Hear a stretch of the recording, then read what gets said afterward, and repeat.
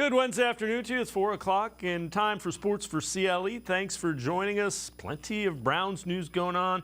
Tyler Johnson from Network 216 will join us a little bit later. Faithful Dawgs Podcast as well. We begin with some developing news. Within the last few minutes, the Browns have agreed to a trade to acquire the twitchy, speedy wide receiver that they need. It is Elijah Moore. We've talked about him quite a bit. Was a second-round pick, second in the second round a couple of years ago from the Jets. The Browns are giving up pick number 42. They are getting Elijah Moore and pick 74 from the New York Jets for Elijah Moore. And when you talk about Elijah Moore, it's the speed guy that you want. You see quick slants. He's a guy that can run the jet sweep out of Mississippi, can get deep. Again, was the second pick in the second round a few years ago for the New York Jets out of Mississippi. So it was the year the Browns took Greg Newsome in the first round. So they did not have a crack at him in the second round. What that means, though, is Elijah Moore under contract for a couple of years. There is no fifth-year option because he is a second-round pick. Let's welcome in Jeff Lloyd from the Locked On Browns podcast. Jeff, there was some speculation as to who it might be. It ends up Elijah Moore. It's intriguing. A guy that, fell out of favor with the Jets. Didn't really get targeted a lot with them a season ago. When you look at the New York Jets situation, since they have drafted Elijah Moore, they have, since gone out and drafted Garrett Wilson. They have now signed Allen Lazard. They have now also signed today Mecole Hardman, obviously somebody we talked about a lot here is a possibility for the Cleveland Browns. And you go back to Mary Kay Cabot, who didn't seem to want to get off of this. Obviously, this is somebody, and we've heard maybe with the Jerry Jeudy talks, the Browns having a lot of interest in somebody. For the Browns, the interest in Elijah Moore stayed there. It stayed real. And you got to think that once it was, that Mecole Hardman and the New York Jets have agreed to terms, it really seemed like it was really going to, even if they wanted to keep Elijah Moore, how do you do it at that point? You've already brought in 3 other wide receivers since you brought this guy in. How were you going to calm him down? How were you going to appease him where he was going to be comfortable with his role? Because essentially he would have been the 4th wide receiver. You could have told him whatever you wanted, but you brought in 3 other wide receivers since you acquired him, and we're only talking about a guy going into his 3rd year. For the Browns, he can play the slot. He can play on the outside if he wants to. You go back to his college tape. Whether it's him versus Alabama, obviously Ole Miss nowhere near the manpower Alabama has. I think it was 11 receptions, well over 200 yards. This guy can go all day long. And I think I like the fact that, this guy now is going to play with an even bigger chip on his shoulder because of what happened in New York. But there's a lot of things you can do with him. It gives you a look into a wide receiver room where the life after Amari Cooper might be with Donovan Peoples-Jones, with Elijah Moore. This was a big, big get for the Browns because obviously we were talking Jerry Jeudy, we were talking Marcus Goodman, we were talking Mecole Hardman, but the Browns ended up basically circling it back to a guy they had a lot of interest in. And with the Jets having to put these certain parameters in place to get this Aaron Rodgers deal done, Elijah Moore and his value in the Jets locker room just seemed to become less and less and less. The Browns were able to swoop in here and get a guy that they really, really, really like. And this is a guy that you give him a quarterback. Remember, he's playing. The guy playing quarterback was either Mike White or Zach Wilson. You give Deshaun Watson a guy like this, and you let him go, and you let him pick up some easy yards. Is the thought? Some more news. The Browns are going to re-sign Anthony Walker. He visited with the Commanders, but he has agreed to terms with the Browns, a 1-year deal per sources. So they go out and they address the linebacker position with a guy who is familiar, well-liked. The medicals, the Browns are going to know him as well as anybody, so they must have checked out. And I like the signing. I'm glad Anthony Walker is back. Of the guys that were available, he was one of the guys that near the top of the list. We've talked in the last couple of weeks about the Browns changing their philosophy on some of the way they did things. Defensive tackle, this is something they tried to go, basically a lower budget on. It didn't work out. For whatever anybody wants to say about the way the Browns have handled the linebacker room during the Barry Stefanski, run here, it's not been putting a lot of money towards it. But if you're looking at it from that standpoint, the Browns have gotten the return of the investment they put in that room. Last year, it certainly would have worked out better if all these guys didn't end up on IR. I do agree with you that they probably feel pretty comfortable because you have Sione Takitaki now on this roster and Anthony Walker. You brought both of them back coming off of, pretty significant season-long injuries. Obviously, the Browns feel, that their path back to the field is not that complicated as far as when their return dates possibly could be. Anthony Walker, look, it was the same case in Indianapolis. Everybody talked about the guy, the type of leader he was, the way he was giving of himself as far as helping players who didn't understand things, giving extra time. Hey, I know this is what the coaches are saying. Let me show you. Let me help you see what they're trying to explain to you. When you got a guy like, Shaq Leonard, one of the best linebackers in the NFL, saying, I owe almost everything I have to a guy like Anthony Walker. The Washington visit was a little strange, but you get down to it. He's always had a good relationship. Of course, with Jacoby Brissett, it would have been an opportunity to get him maybe closer to his home in Florida. Maybe it was just enough to give a little, pluck to the Browns, saying, hey, look, I will look around, and then now it gets done one day later. There's a player, and the other thing is you have players clamoring for him, asking for him, wanting him back. There's recruiting players, and everybody does that. But when you have, players who played with a certain guy and say, we need a walk back, that kind of rings and it resonates as far as the type of guy he is. And the Browns get that leader back on defense that they so desperately need. Another thing today, Obo Okoronkwo met with the media. He talked about playing both in Jim Schwartz's defense and how his game complements Myles Garrett's game. Well, Coach Schwartz, just traditionally, DNs have a lot of success in his defense, high sack numbers, high production. I'm really excited about that. And then playing on the other side of Myles Garrett, I think it speaks for itself. He's been one of the best pass rushers in the league year in and year out. Being able to play alongside him will open up a lot of things for me, so I'm excited about that as well. I think that his speed off the edge is amazing. It's second to none. His bend is also second to none. I think where I can compliment him is I think a lot of people talk about my spin move, but I think my long arm and my ability to crush the pocket and disrupt the pocket is one of my biggest attributes. So I think as he's rushing the edge, flying off the edge with all that speed, as I crush the pocket and just make the quarterback uncomfortable and have to escape in ways that he's not used to, I think that'll just open it up for Myles more. And, Jeff, when you look at this guy, it's another guy, wide nine, you let him and you say, go get him from one side. Myles Garrett's going to go get him from the other side, and good luck blocking both of them. It's going to be a tall task. There's no question there. But you like to hear just, a young man speak about this opportunity. Look, he was in L.A., played with Von Miller a little bit. One of the things that impressed me a lot about Okoronkwo is here was a guy that made the best of a terrible situation last year. A lot of people talked about, the Brandon Cooks trade. Oh, why weren't the Browns in on that? Brandon Cooks, wasn't necessarily the best soldier last year for the, Houston Texans. Ogbonnaya Okoronkwo was. And this was a guy who said, look, man, I've never had a starting opportunity before in my life. And, I want to cash in on this opportunity. And he was highly, highly successful. And now you get him to where he's going to play for a defensive end who says, man, we can get things done here. I think you're a perfect fit for this wide nine. It's going to be a special, time here. Okoronkwo's going to see more reps than he's ever seen. He's probably going to have more production than we ever seen because he's going to get the opportunity here. He can go from the right side to the left side because I think you're in more of a comfortable situation where you can take Myles Garrett and say, we're going to put you on top of the weakest link. So if they got to put three guys because you're coming over the center, guess what? It's going to make life a lot easier for our guys on the outside. Or, you move them keep them on the left, you move them on the right, do whatever. It's just going to make everybody's life that much easier. And now you're getting closer and closer to getting players who are now, again, on the par of Myles Garrett. We've seen it in the past, not so much last year, but this year they're definitely shifting towards that.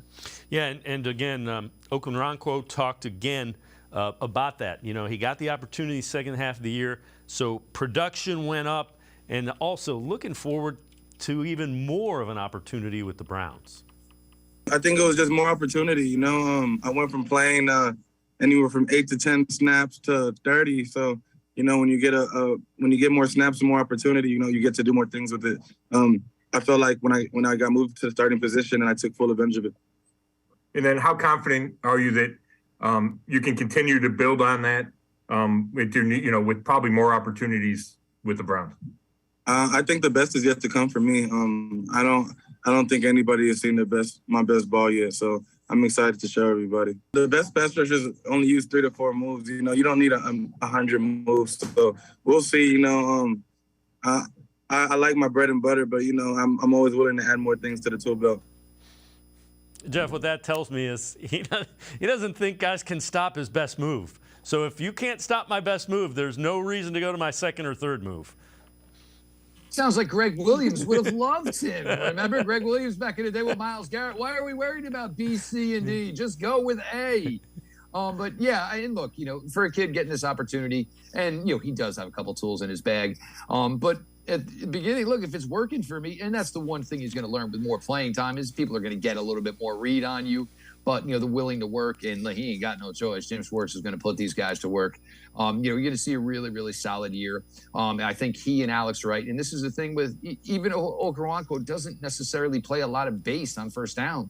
That's okay. Alex Wright was good against the run. Okoronkwo was really here to be a guy who can be on the pass rushing level of even being mentioned with Myles Garrett.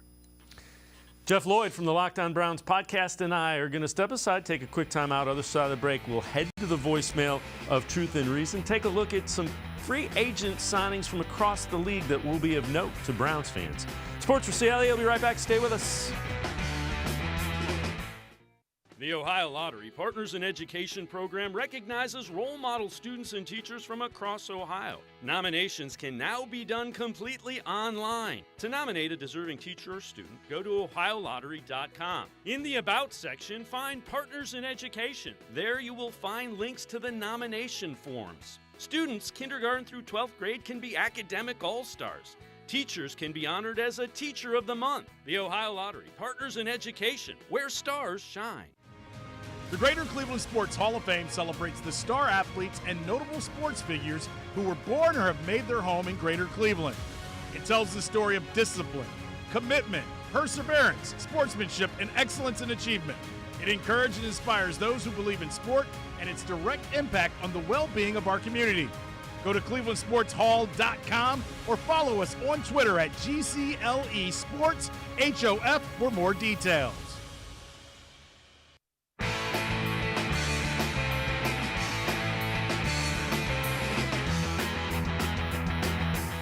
We continue talking Browns with Jeff Lloyd from the Locked On Browns podcast. Let's head to the voicemail of Truth and Reason for the first time today.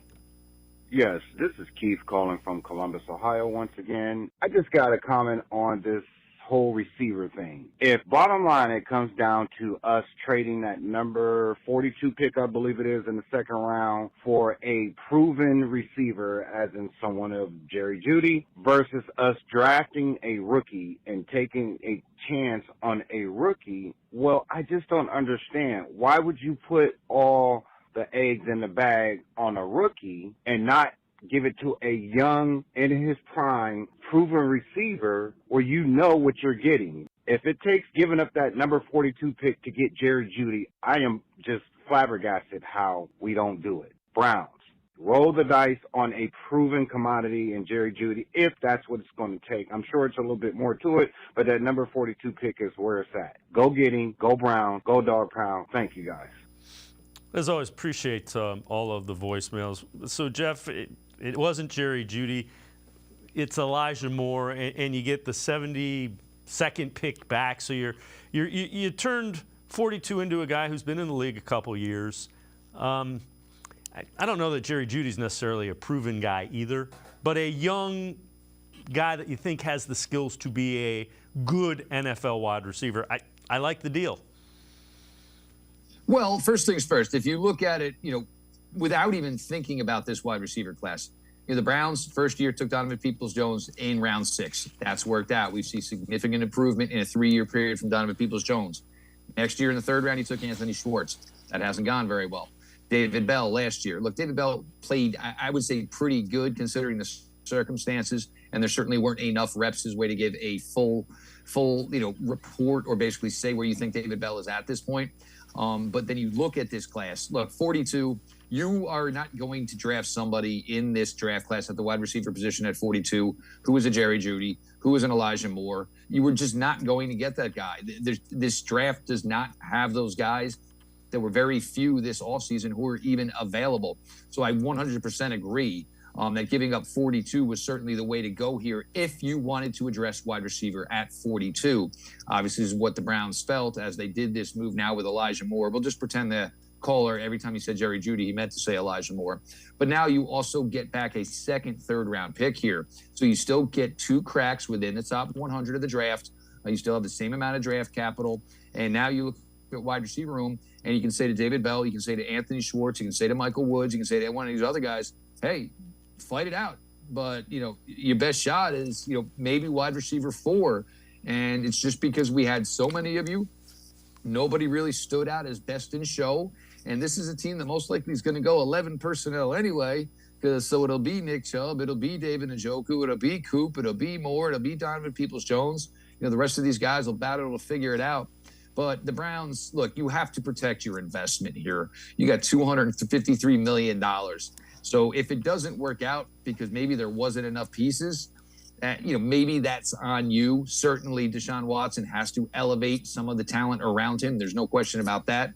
But you'd be a fool to not take your $253 million investment and try to do everything you can to force it to succeed.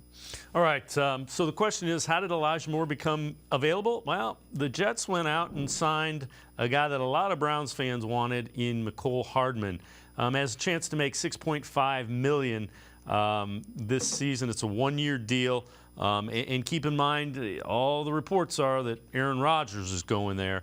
But again, $6.5 million might have been extended beyond where the Browns want to go dollar-wise. Keep in mind the cap figure is right around 10 now that they have available. Well, first things first, when you say, up to $6.5 million, Garrett Wilson there, Alan Lazard's there, Mecole Hardman's going to go play with the Brandon. It's nice to say that, and agents love to say, hey, we got your deal. It could be $6.5 million. We got to see what it takes to get the $6.5 million because it seems like that could be, difficult and possibly unattainable. And for me, as much as I loved, and Dave, I talked about Mecole Hardman. If you told me it was this deal for Elijah Moore, or it was a 1-year deal up to $6.5 million for Mecole Hardman, I would have done the Elijah Moore deal, all day long and twice on Sunday. He is a more proven, should be a higher volume guy. Mecole Hardman is involved in a lot of things, but we'll also see how it works for Mecole Hardman going away from basically the friendly confines of Patrick Mahomes and an offense that has had so much success, and now to whatever this is going to be for the Jets and the way it works out there. And also you think in mind, Aaron Rodgers, not only is Alan Lazard there, I'm sure Aaron Rodgers is probably going to try to bring maybe Randall Cobb along for the ride as well. For Elijah Moore, became available, and there was some talk that maybe somehow he would end up being a piece going back to Green Bay. I don't know if the Browns did enough to tip the Jets' hand here and just say, look, we want to get this over with immediately. Very certainly, possibly they did, but for the Browns, this worked out probably as good as they could have expected. Well, and the other thing is that second-round pick may be going to the Packers. You might end up with 2 seconds. They now have 2 twos. Right. Yep. 2 twos. Yep. All right. Another guy, the Browns might have been interested in bringing back Dearness Johnson. He's not coming back. Signs a 1-year deal with the Jacksonville Jaguars. So good for him to get the opportunity in Jacksonville. There was talk that the Browns were interested in bringing him back. Again, I can't blame Johnson for trying to get behind, out of the shadows of Nick Chubb. Look, in 2021, we saw Dearness Johnson, and it was over 500 yards rushing. This is a player I think we all, during a bad year and what turned out to be a very rough year, this is a guy I think everybody kind of, developed a fondness for. You keep him last year, you pay him $2.6 million. We never saw him. So now you get an opportunity where, this is a franchise. Look, Jacksonville's pretty solid. They're not a bad team. Travis Etienne could probably use a little help in that backfield. You get to go closer to home. Obviously, DEJ is a Florida guy. But at the end of the day, money's great, but guys want to play the game. You know what I'm saying? They want to have some sort of legacy within the game, and at least sit around with their friends and family and, tell stories. What was he going to talk about last year? Oh, I got some touches in, a lot of the blowout games. So you get to go closer back to home. Obviously, Jacksonville feels he is an integral part to what they want to do to help them maybe take the next step forward. Sometimes you got to move on from good players, good people. That's something the Browns are going to have to do here. I really like this running back class. I still like Jerome Ford, but I think the Browns are going to have interest in this running back class, knowing that they can get somebody in here on a rookie contract, keeping in mind that, between Kareem and Dearness Johnson last year, it was almost $9 million they spent on these guys, and they certainly did not get the return on that investment. All right, before we go to break, this from ESPN.com. Which was the best overall free agent signing to date? And this is from Jeremy Fowler, national NFL writer. Tomlinson to the Browns. Cleveland desperately needed ruggedness in the middle of its maligned defense. It had to overpay to secure that, but Tomlinson is coming off an impressive season for Minnesota. Seems to be improving at age 29 as well. And you see they also allude to Okoronkwo up front with Garrett. 4 years, 57 doesn't feel like they overpaid a lot. I mean, relative to some of the other deals that were going on the defensive line, but maybe they overpaid a little. But I agree that was something that was needed. We talked ad nauseum last year. They can't stop the run in the middle. Well, when you were talking 4 defensive tackles, and I think at least 2 of them were, over the 100 rank, in PFF's rankings. I mean, this was one where, the Browns, and look, they tried with Hargraves, they did, and obviously for the money he got, that shows you how committed the Browns were, because they went from a team that didn't want to give any money to the defensive tackles to the point where they were almost going to give maybe $20 million a year to a defensive tackle. I think once it got to the point where Hargrave was off the board and they were talking with Tomlinson, I think it was more of a, look, this doesn't really happen very often in NFL negotiations, but we need you here. What is it going to take to get it done? And, Browns, there wasn't a choice. They had to get Dalvin Tomlinson. Otherwise, the criticism, the critiques, which were certainly warranted, would have just been out of control. Yeah, agree with you wholeheartedly. Jeff Lloyd and I are going to step aside, take a quick time out other side of the break. We'll head back to the voicemail of Truth and Reason, plus a different look. What was the most devastated or damaged unit in the AFC North after free agency? We'll tell you. That's straight ahead on Sports4CLE. Stay with us. The Great Lakes Collectors Convention, presented by Greeny Sports Cards, takes over the Fieldhouse in Independence, Ohio, where the passions of sports fans, collectors, and sports talk enthusiasts collide. 50,000 square feet of ball card bliss. Hundreds of display tables. Card Shop Live Theater with interactive appearances from the region's most notable sports media. Great cards, great location, great show. Tickets on sale now at greenysportscards.com.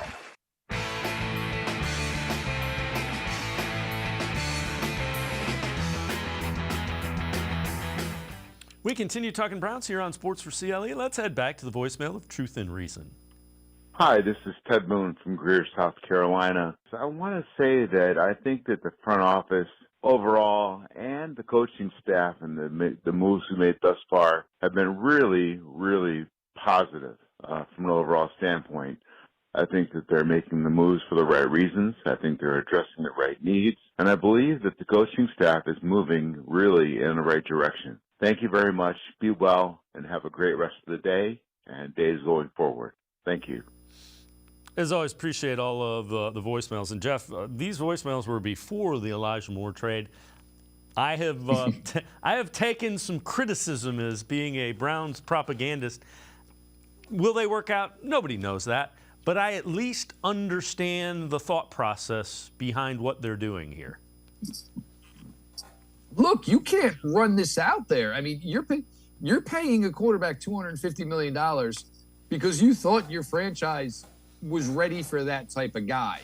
You had to make a lot of moves. Things did not work out. But you got to go finish this off. And, a guy like Tomlinson, a guy like Okoronkwo, a guy like Juan Thornhill, bringing back a leader in Anthony Walker, getting a guy like Elijah Moore in here, you've got to, basically up the ante around here. And it doesn't always necessarily mean money. And, because the Browns had a lot of guys on this roster last year making over $10 million. It didn't necessarily pan out. and you had maybe some malcontents. And that's one of the things that's kind of promising about the guys that they are bringing in this year. Pretty much a solid track record. You got guys who are used to playing long seasons like Juan Thornhill, 4 seasons in the NFL. He's played in 3 Super Bowls, won 2 of them. You were changing basically, hopefully, the culture, the standard of this organization. And you can't just sit on your hands and say, oh, well, we paid a quarterback $250 million. He's supposed to go get it all done. No, you try to make everything good. You try to make everything strong. You try to put depth everywhere. And that's really the effort that they're trying to put here. I'd say go get us one more defensive tackle and let's roll. I'm with you. And I'm talking in free agency. Get us a vet, and then we'll supplement with the young guys. All right, this is from Brad Stainbrook, Orange and Brown Report. Always really interesting stuff. So, Demetric Felton working out with wide receiver coach David Robinson this offseason in Texas. And Felton's an interesting guy, Brad. He was one of those hybrids. Was he a running back? Was he a wide receiver? They were hoping they would see more on special teams. When you have a guy that plays a couple of positions, it's one of those things. He never really gets enough reps at either. So let's see if Felton is moved full-time to wide receiver. Can he carve out a niche at the back end of that wide receiver room? It's going to be a little bit tougher now with Elijah Moore in the fold. Yeah, I mean, he's, basically in that with the David Bell, the Anthony Schwartzes, the Michael Woodses, the Dalen Baldwin, another guy we saw last year. And return-wise, DPJ as a punt returner was good last year. Me, personally, I wouldn't take him off those duties. Jerome Ford was decent as a kick returner. I don't know if I'd necessarily take him off those duties. But, Demetric Felton was a late-round pick, saw some success a little bit here and there. A lot of these guys are all in the same spot here. And I kind of feel bad because, even whoever maybe wins that battle to say, oh, well, I'm wide receiver 4, what's it really going to mean to you? What's you going to really get out of it? Because I'm not sure there's going to be a ton of playing time unless something unfortunately goes wrong. But, look, you're always trying to put yourself out there. You're always trying to keep your name alive because maybe if the time with your own current franchise is coming to a close, you're always thinking that now as the Browns become hopefully a better team, there are opportunities. Years ago, if you couldn't cut it with the Cleveland Browns, that pretty much meant your days were over. Now, if you're not good enough to make the Browns, there are other teams you can go play for within this league. Yeah, without question. The roster has been upgraded pretty significantly. All right, this is from the 33rd team, former NFL scouts as well as front office types. Every NFL division's most damaged unit. For the AFC North, Bengals secondary. Granted, there is an elite quarterback within the division if Lamar Jackson doesn't return to Baltimore or gets injured again, and Cleveland's Deshaun Watson remains rusty.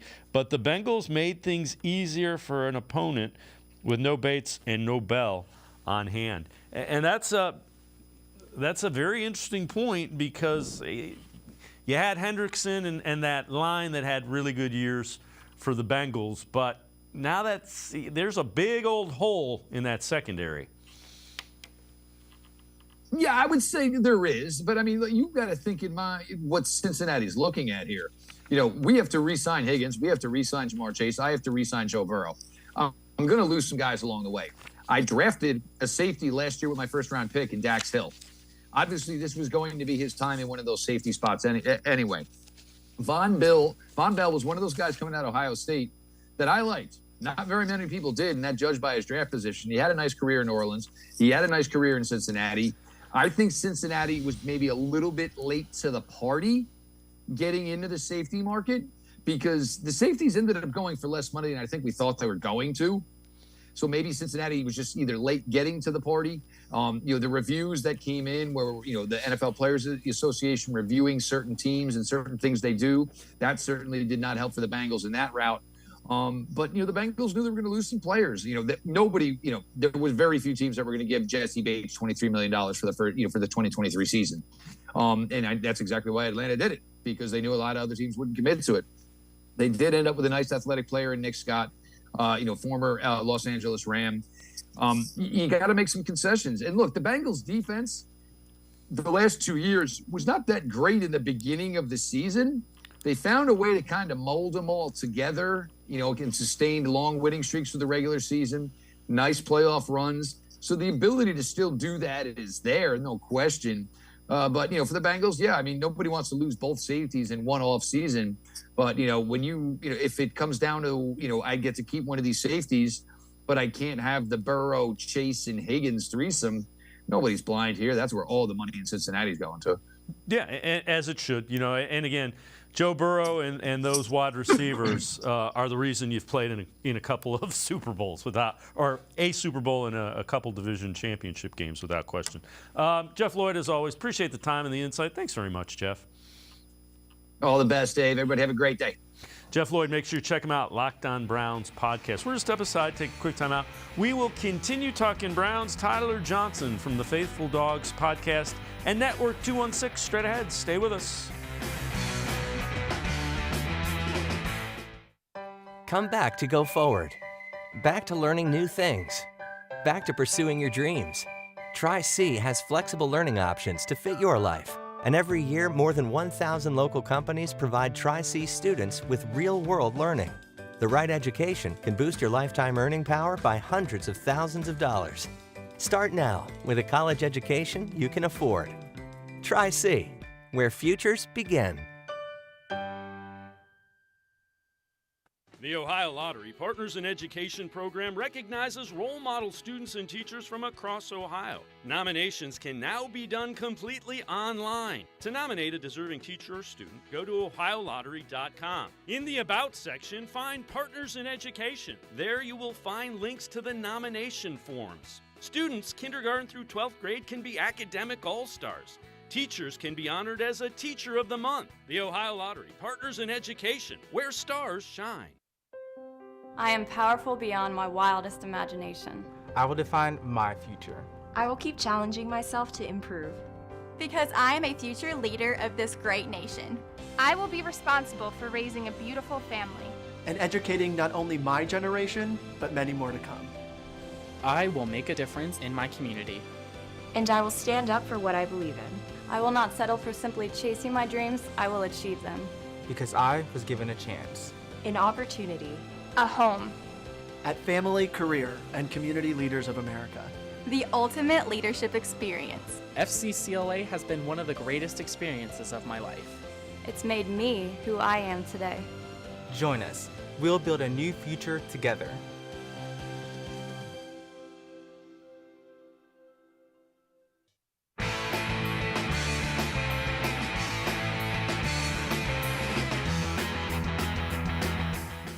We continue talking Browns here on Sports4CLE. Let's head back to the voicemail of Truth and Reason. Hi, this is Daryl Brazil, longtime fan. It's time to trade David Njoku, don't you think? Trade him for a wide receiver. Also, no one's talking about Andrew Berry's performance. I think that he's doing a great job, and the talent level is no good. It's terrible. And he's taking advantage of it by giving Deshaun Watson. Giving away those picks means absolutely nothing because there's no talent. Thank you. As always, appreciate all of the voicemails. Let's welcome in Tyler Johnson, Faithful Dawgs Podcast, as well as Network 216. So, Tyler, I don't want to trade David Njoku. About the job Andrew Berry's done, I like this one just like I like the Amari Cooper trade. Pick 42 for Elijah Moore and a third-round pick. Just your thoughts. When I say that, your thoughts. I'm pretty ecstatic, Dave. I have been an Elijah Moore fan since he was coming out of Mississippi, and he is just an amazing talent for the Browns first and foremost. I mean, this is a guy that can play inside. He can play outside. He can do a little bit of everything you want him to do. And keep in mind with the Jets, I mean, his rookie year, even playing with Zach Wilson, he still had 43 receptions, 538 yards, and 5 touchdowns, 71.2 overall grade. This past year obviously struggled a little bit more, but keep in mind, he demanded a trade from the Jets. Once he did, they pretty much, one, they made him inactive a couple times, and two, even when he was active, they didn't make an attempt to get him the ball. So this is just another great job by Andrew Berry. Really cheap contract too. If you look at the money that he has owed the next 2 years, $1.4 million in 2023. So this coming season, $1.8 million in 2024. He's still only 22 years old. So you have a plan in place. You have Donovan Peoples-Jones, Amari Cooper, Elijah Moore, David Bell. I think they still could draft somebody. But it's Andrew Berry once again just making really good value with the assets that he has. And I love this move. I'm seriously over the moon for this type of acquisition. Yeah, I'm with you. Let's take a look at what his scouting profile was coming out. So the prospect grade was pretty high. You see the athleticism and the times also very high. 6.43 means he's a borderline. He's a starter and a borderline top of the line starter. You go even a little bit deeper. The comps are to Antonio Brown. He was projected to go round 1 or 2. He ended up going with the second pick in the second round. Ultra competitive slot target with the talent and mindset to handle a heavy amount of targets and shine in the process. Not very big, but stronger than many might think and the measurables might show. So again, it's a guy that has been underutilized with the Jets. Love the comp, and he's going to have a massive chip on his shoulder. The one thing that's a little bit of a downside, it's his third year. There is no fifth-year option because he was the second pick in the second round. That's the only downside to Elijah Moore. Again, I'm not sure what happened in New York. I'm with you. He demanded a trade, and he thought the offensive coordinator was not playing to his strengths. We'll say that. We'll say that politely. Yeah, Elijah Moore, again, this is a guy who I think is going to come in, and it would not Amari Cooper is going to get his targets, there's no doubt. It would not surprise me if Elijah Moore became a focal point of this offense. Again, he can play. They mentioned him as a slot, but even before this year, he played actually a good amount for the Jets on the outside. He has the ability to separate on the outside. So even though he is the shorter stature, he can make plays outside, inside. That's perfect versatility for what the Browns want to do. And again, Amari Cooper, we know that he's going to be 30 here soon. At the end of the season, we don't know what his status is going to be with the team, because keep in mind, after this year, the Browns could possibly move on and save $20 million in cap space. And we know the cap issues that the Browns are going to have these next couple of years. Elijah Moore has a really good year. You can extend him. You still have Donovan Peoples-Jones, who they could extend at a reasonable price. There's a chance that not only is this a move now for the Browns, but this is a future move. And Elijah Moore isn't only a part of the Browns' present, but could be a big part of their future as well. And we've gotten some word that guys are a little disappointed it's not Jerry Jeudy rather. Here's a look at Jerry Jeudy's numbers: 157 receptions, 9295 yards, 9 touchdowns, 41 games played. It's 56, 57 yards per game. And the thing I would say is Jerry Jeudy had his best year by far last year. So it's not beyond the realm to think that Elijah Moore has that kind of breakout year with the Browns this year. Yeah, it's not far-fetched at all to believe that. Elijah Moore is not remotely close to reach his ceiling. And if you look at, some of the guys that he's close with, A.J. Brown, obviously, because they played together at Ole Miss. Same with DK Metcalf. And they believe Elijah Moore is a fantastic football player. A lot of Browns players you can already see on social media are very happy with this move. I really think Elijah Moore is going to be that guy that Deshaun Watson really looks at, not only as a security blanket for someone that can just make consistent plays, because Elijah Moore brings a burst and athleticism to this Browns offense that we really don't have. We were hoping that would be Anthony Schwartz. It has not worked out the way that we would all hope. And I would have loved Jerry Jeudy too. I have made that very clear. I would have been really happy with him. But Elijah Moore ended up being cheaper because of the fact that you didn't have to give up a player in this deal. The Browns got a third-round pick too, even though it cost pick 42. Jerry Jeudy was way more expensive than that, and you would have owed him a contract extension pretty much once you traded for him. So what that means a good chance you don't even extend Donovan Peoples-Jones. and you have to possibly move on from Amari Cooper after this year. With Elijah Moore, you have a lot more options now and moving forward. The other thing is, view it this way. They traded back from 42 to 70 whatever, and they picked up Elijah Moore. That's basically how this trade works out. And that's a guy that, if he's in this year's draft, he's one of the first wide receivers taken in this year's draft. Not the first, but he would be a first-round pick. The draft he was in was a lot deeper for wide receivers. The other thing, Tyler, the thing that, and I know this guy gets deep, the thing that I'm looking for is scramble drill with Deshaun Watson, because he has that quick twitch. But even more importantly, this is a guy like Tyreek Hill. Get him the ball and let him go in open space and let the defense go. This is a problem. Yeah, Elijah Moore is going to be a mismatch for anybody in the NFL because of, like you mentioned, Dave, he's a guy that if a quarterback is struggling, like pressure, he will make something out of nothing and get open. He has the ability to separate at an elite level, regardless of how small he is and his stature. That really means nothing when it comes to being able to separate. And that's why I firmly believe he might become Deshaun Watson's favorite target for that reason. And Elijah Moore just brings that explosiveness to the Browns offense that we've needed. That's why so many fans, including myself, wanted Jerry Jeudy, and Jerry Jeudy's a bigger receiver and also shows an elite level of separate. But Elijah Moore, he fills a need at slot, but also he can move to the outside.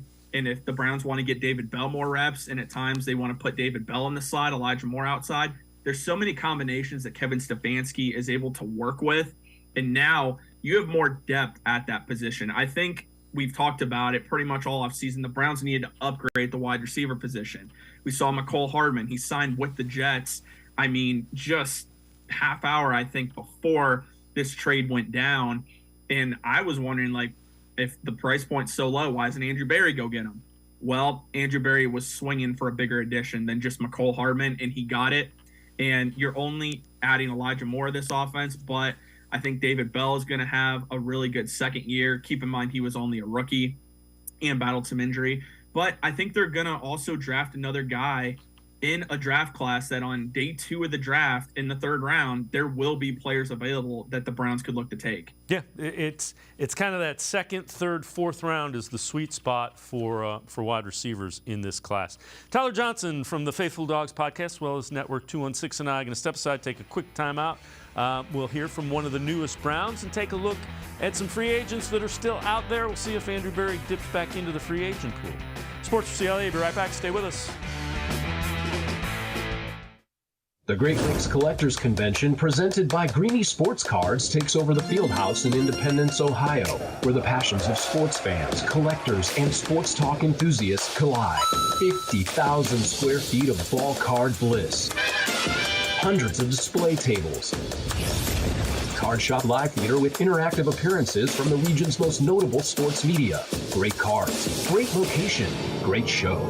Tickets on sale now at greenysportscards.com.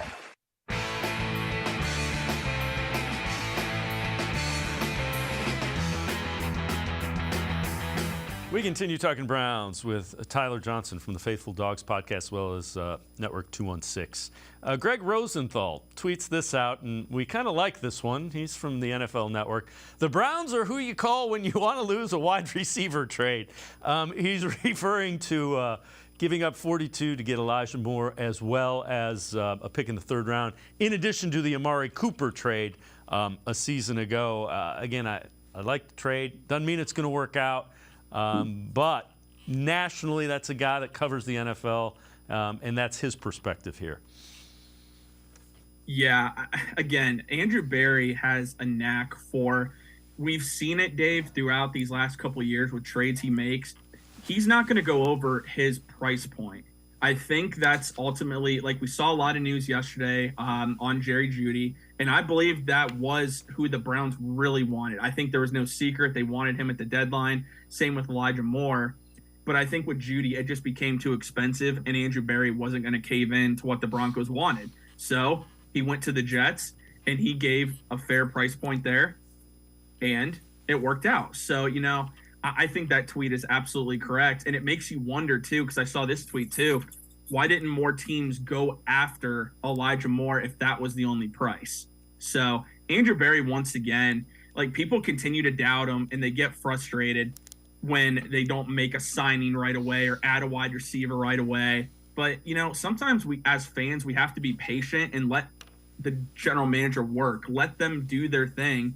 And he hasn't let us down this offseason. He's been constantly making moves, and this roster is greatly improved compared to where we were last year. Yeah, and in the areas it needed to be. The areas that are weaknesses were the ones he addressed. That's why I understood the plan. All right, so Okoronkwo talked to the media today. This is what he learned playing alongside Aaron Donald with the Rams, as well as how he and Myles Garrett can complement each other.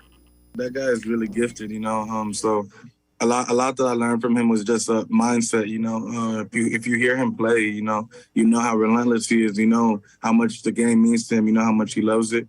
I think that's just watching the way he plays and the way he works, and all how early he comes to work just to get more film, just the little things that he does.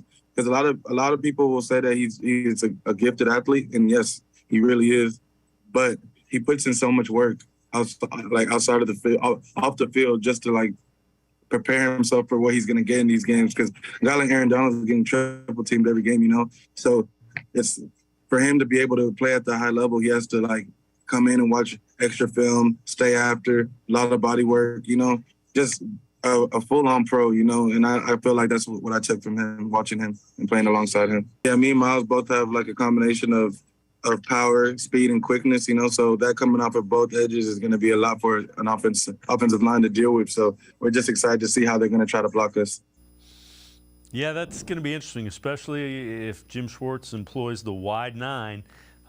Basically put those two guys in starter blocks and let them try to get around the tackles. Yeah, I'm really excited to see how they play together this year. Okoronkwo is a guy, again, that I just think has never had that true opportunity that he's going to get in Cleveland. And I think we're really going to see the best of him being able to play next to Myles Garrett. I still think the Browns are going to add a defensive end, whether that is in the draft or another veteran, because I think that's absolutely on the table. That way you have good depth there. You can constantly rotate guys in and out, and all that pressure doesn't have to be on Myles. But this is a guy who's got a quick first step, can get to the quarterback at a very, very effective rate. And people talk about sometimes his size. I've heard that mentioned before. That doesn't really worry me. I mean, again, he is kind of on the smaller side for a defensive end, but he's got quickness. And that's really what you need to have as far as getting after the quarterback. And also, he is very solid against the run. The reason the Browns really like Jadeveon Clowney and had him here for 2 years is because he was really good against the run. So now you have a guy that has proven he's a solid pass rusher when given the opportunity. He's solid against the run. I think you're really going to see the best year. I'm going to say this. You're going to see the best year from Myles Garrett as long as he stays healthy. I think he can win Defensive Player of the Year, especially next to Okoronkwo on the defensive line. Yeah, and you got Tomlinson as well. I'm with you. You finally have other people to worry about other than Myles Garrett. This is from the Bleacher Report. Most underrated 2023 NFL free agents that are still available. A guy that I thought the Browns might be interested in, Yannick Ngakoue, edge rusher, was with Colts, 8 sacks each year since entering the league as third-round pick in 2016. Wide receiver DJ Chark, one of the top available veterans at the wide receiver position, 6'4", 200. Taylor Rapp, safety, has been a tackling machine since entering the NFL, has amassed 330 across 57 games. There's not a lot of free agent money left, but I wouldn't be surprised if you can get a $3, $4, $5 million kind of guy on a one-year deal if the Browns dip back in either wide receiver or defensive line. Yeah, first I'll start off at defensive line. Yannick Ngakoue, I've always been intrigued with him personally. I know the biggest thing with him is his sack numbers always look good, but he's not necessarily the greatest at generating pressure. And that's kind of gone downhill, at least the last couple of years with the Raiders and with the Colts. I mean, this past year, only a 51.4 overall grade. Last year was a 47.1. And I know that is something the Browns will look for in players that they're going to acquire. they're an analytics-driven front office. That's not all they base their signings off of, but it's something that very much plays into it. If I'm looking at veteran DNs, I think Ngakoue too is just too expensive because supposedly he still wants $10 million at least per year. In the Browns, I don't see them going that route. Now they got Okoronkwo. I think they're going to look cheaper. Melvin Ingram comes to mind. He is going to be 34 years old, still getting the job done, but you can get him on a cheap deal. Justin Houston's another veteran. Maybe if his price goes down a little bit, Frank Clark, bringing him back to the state of Ohio, that could be an option. As far as wide receiver, I was all for DJ Chark.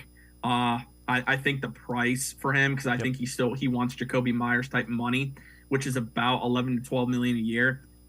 He's not going to get that from the Browns, especially now that we just acquired Elijah Moore. But I think Marquise Goodwin, who the Browns had for a 2-day visit here, they didn't end up signing him right away. But if you're looking for another depth piece and they don't want to go through the draft, because that is a possibility, they want to bring in another veteran, Marquise Goodwin's a good guy that they could end up signing that potentially can only be $3 or $4 million on a 1-year contract. Yeah, I'm with you. That certainly makes sense. Along those lines, Jack Duffin, who was on the show earlier this week, has tweeted out an updated cap availability with the addition of Elijah Moore. So Moore, $1.5 million, as you alluded to. Browns now under $10 million, 9.6 is what it stands at. It's probably a little bit less than that because we have to factor in the Anthony Walker trade. So along those lines, Anthony Walker agreed to a 1-year deal reportedly with the Browns. No terms just yet, but check this out. Walker tweets this out: "Nobody cares. Work in capital letters harder." Tyler, I know we've talked about this. I'm glad they re-signed him. That was the linebacker that I wanted them to go out and get. And assuming they have to know his medical is better than anybody, so I'm assuming he's healthy. That's good for the middle of that defense. Yeah, Anthony Walker, we actually talked about him last night, hosted a Twitter Spaces on this. We had a lot of Washington Commander fans that actually were in there because they wanted to learn about Anthony Walker, not only as a player but as a person. So I'm glad to see that he re-signed, and you can see what he brings to this team, not only just a solid presence on defense, but he is a captain. He is a leader of that defense. And bringing him back is huge, especially going and learning potentially a new scheme under Jim Schwartz, because it will be new for a lot of these guys. So having Anthony Walker there, it sounds like his recovery is going pretty well. I saw Mary Kay Cabot tweet something out about that. All the defensive players are very excited to have him back, and I am too, because again, veteran presence for the Browns. You have to hope he stays healthy, because that's been his biggest issue so far, is just health. But when he's on the field, he's a very solid performer. And keep this in mind too, Dave. Anthony Walker has always been a solid player for the Browns, especially tackling-wise too. Never had the defensive tackles that we have now. So that's something else to keep in mind. Yep, you keep him free, and I think you're going to see his tackling numbers go up as well. Tyler Johnson and I are going to step aside, take one more time out. Other side of the break, we'll turn our attention a little bit to the draft. Browns, no second-round pick, a couple of third-round picks. Sports4CLE will be right back. Stay with us. Come back to go forward. Back to learning new things. Back to pursuing your dreams. Tri-C has flexible learning options to fit your life. And every year, more than 1,000 local companies provide Tri-C students with real-world learning. The right education can boost your lifetime earning power by hundreds of thousands of dollars. Start now with a college education you can afford. Tri-C, where futures begin.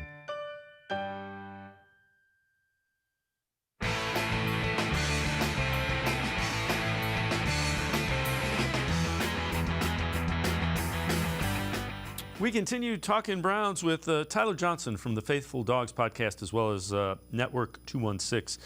So, Tyler, we've kind of seen free agency unfold. Browns make the trade for Elijah Moore. So they've really addressed, they re-sign Anthony Walker. So you've addressed the defensive line, you've addressed the linebacker, you've addressed the wide receiver. Sure seems, and I know you're not picking till in the 70s now, but it seems like you've addressed the immediate needs, and you can truly now go and get guys that you think you can develop that will be factors. When you look at what they might do in the draft, what are your thoughts with their third-round picks?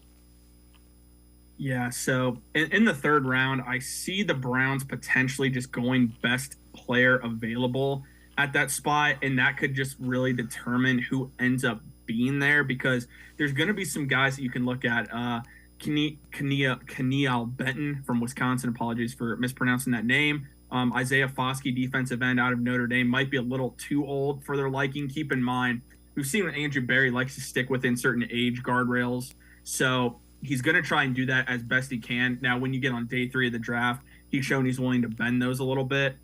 I still think wide receiver is in play if the right guy is there that they want. I think they're still taking a wide receiver in this draft at some point. I don't know if it'll be with one of their third-round picks or not. But I even think they could go offensive tackle in the third round if there's a guy there they really like. Because keep in mind, Jack Conklin, we know he's battled injuries the last couple of years. Jed Wills, they have to make a decision on the 5th-year option coming up, and they might want to start grooming another offensive tackle. But also, the main position I think they'll look at, though, is defensive end. I just think you have Okoronkwo, you have Myles Garrett, you have Alex Wright. Right now you have Isaiah Thomas, but if the Browns don't add another veteran, I think Zach Harrison out of Ohio State, if he's there, would make a lot of sense. A guy who's got a lot of great physical tools, hasn't necessarily had the stats to produce, like to back that up, but again, he has the tools you want, and the Browns like guys that have those tools. We saw it with Alex Wright. Zach Harrison's another guy that can play inside, play outside. Tuli Tuipulotu out of USC, same guy. He's going to play at 266 pounds.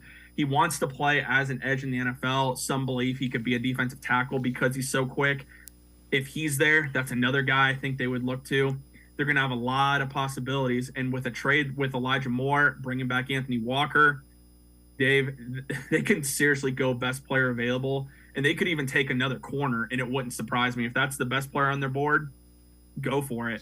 Yeah. Hard to judge Andrew Berry on that. Another name to listen out for that, impressed a lot of people at the Combine is Adebare, the defensive tackle edge rusher from Northwestern. That's kind of people think he may slide into that late second, third, and if he slides, and I think the Browns were really impressed with him. He's another guy that's kind of versatile. Yeah, I would love to add him. I think he would be a great fit for what we want to do. Again, the Browns love players that can play multiple roles. We're seeing it with the Elijah Moore trade. We're seeing it, Dalvin Tomlinson being able to play the 1 technique and 3 technique at defensive tackle. They like athletes that bring versatility, and that's what he brings. You can put him inside, put him outside. I heard that it looks like the Ravens even had him doing linebacker drills, which was just which just shows his incredible athleticism.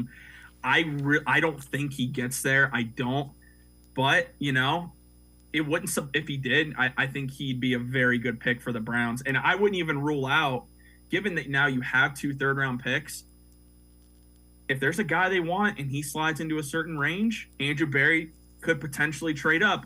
I didn't believe he'd trade up from 42, but now that you have an additional third-rounder at your disposal, he might look to potentially package that in a trade. All right, before I let you go, these are the implied chances of winning the AFC North division. Odds provided by DraftKings. So they have the Bengals as the favorite at 41%. Ravens 24%. This is before the Elijah Moore trade. Browns at 21% and the Steelers at 14%. And again, I think a lot of that has to do with not everybody is exactly certain what the Browns are going to get from the quarterback play. If Deshaun Watson plays like he did before the 2-year layoff, I think those odds go up significantly. Yeah, those odds right now, I understand why they have them the way they do, just given the questions that they have for Deshaun Watson. I believe he's going to bounce back. I know a lot of fans do too. The thing that's funny to me is the Ravens. They are higher than us, and I get why, just based off the past, but Lamar Jackson's future is completely uncertain. So the fact that they have them ahead of the Browns right now is a little bit of a surprise because the Ravens might not even have a veteran quarterback next year unless they go with Tyler Huntley and maybe a draft pick. The Bengals deserve to be the favorites based off what they've done the last 2 years, but it's a long way to go, and the good news is we're still only a week and a half into the offseason. A lot more can happen. And the Browns roster already looks vastly different than it did, 8 days ago. Tyler Johnson, as always, great stuff. Appreciate the time and the insight. Thanks very much, Tyler. Thanks, Dave. Really appreciate it. All right, Tyler Johnson, make sure you check him out. Faithful Dawgs Podcast, as well as Network 216. It's going to do it for this edition of Sports for CLE. We will see you back here tomorrow at 4 o'clock. Have a great night, everybody. We'll see you tomorrow at 4 on Sports for CLE.